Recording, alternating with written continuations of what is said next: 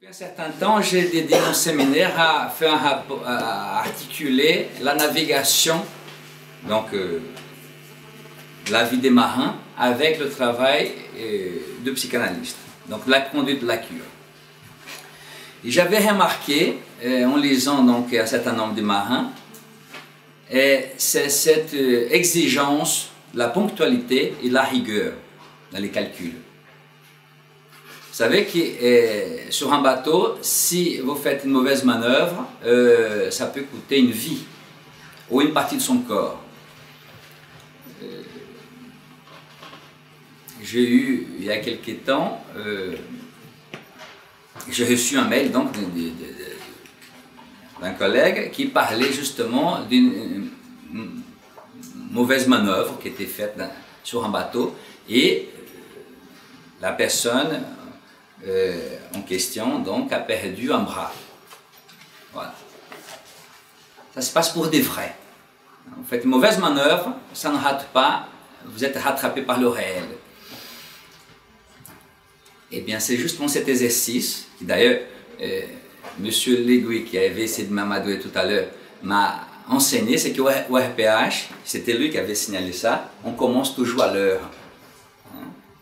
Donc, bien sûr, il y a des petits cafouillages toujours, ça fait partie de l'apprentissage. Mais il nous faut cet exercice, de respecter l'autre. L'idée de la cartographie, c'était, j'étais tanné par les internes il y a quelques années de cela, donc j'étais en médecine interne, et les internes râlaient parce que quand je parlais, ils ne comprenaient pas, et pas à cause de mon accent, simplement parce que j'ai parlé des éléments qui échappaient complètement à leur champ opératoire. Il y avait des dermatologues, des internistes, ils ne comprenaient pas très bien la castration, l'objet petita, etc. Et à un moment donné, quelqu'un, Olivier Lortolari, qui maintenant est chef de service à Necker, qui à l'époque était chef de clinique, bêtise, excuse-moi. Et Olivier Lortolari m'avait demandé, dit ça de manière simple, dans une feuille A4. Eh bien, j'ai commencé, je passais des semaines, je crois même des mois, un mois, à organiser les dispositifs, justement comme on rencontre quelqu'un à l'hôpital, qu'il est alité, et là il a l'idée d'Hippocrate justement d'aller vers le malade alité, donc la notion même de clinicos est née à partir de là. Ensuite, quand on rencontre le patient hors du lit, mais dans une consultation externe, à l'hôpital toujours, et comme Legui vient d'évoquer, la question du passage de la position du patient à celle des psychanalysants. Il a ce passage-là, qui est le grand autre, que j'ai utilisé en faisant référence à Lacan, mais surtout parce que Lacan m'a mis dans la voie. Tout ça, c'est freudo-lacanien. Ça, c'est une feuille A4, mais avec les éléments qui sortent de l'enseignement de Freud et de Lacan. Et Lacan m'a mis sur la piste quand elle parlait de Hamlet. Et Hamlet pose une question fondamentale, et c'est cette question-là qui, un psychanalysant m'avait posé la même question, et ça a fait écho. Et j'ai commencé à ce moment-là à remarquer que, normalement, les gens qui étaient sur le fauteuil posaient une question qui avait un élément commun. Et cet élément commun s'est répété régulièrement quand les gens passaient de la position des patients à la position psychanalysante. C'est-à-dire quand elle était sur le fleuve, parce que j'utilise beaucoup de références maritimes dans mon séminaire, quand elle quittait le fleuve pour passer vers l'océan. Et pour quelle raison j'ai fait ça? Parce que j'avais lu le journal de bord de Magellan, le premier a fait la circumnavigation, et c'était ça le modèle pour expliquer l'entrée en psychanalyse d'un névrosé et la sortie des psychanalystes d'un névrosé. Donc l'idée c'était d'articuler avec ce qui existait déjà.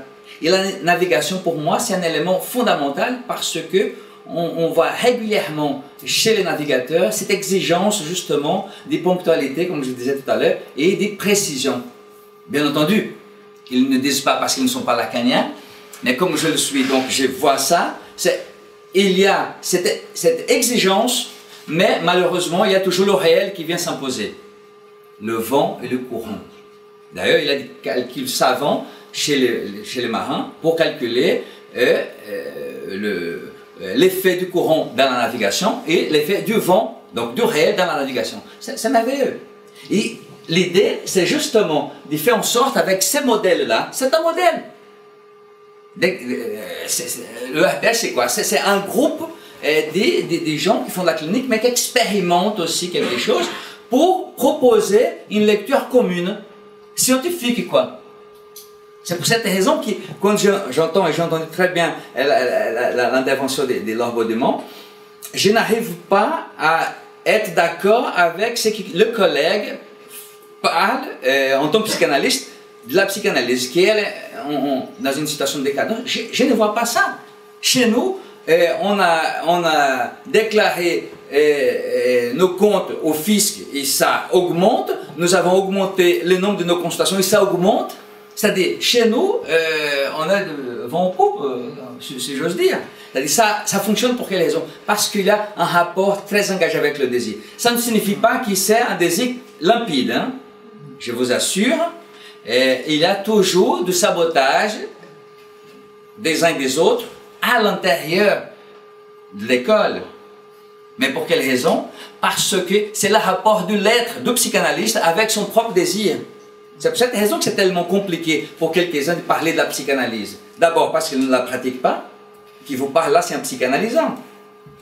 Je ne suis pas psychanalyste, je suis psychanalysant. Hein? C'est quelqu'un qui vient me dire que je suis psychanalyste parce que il m'a fait l'honneur d'y confier son histoire et sa navigation. Voilà.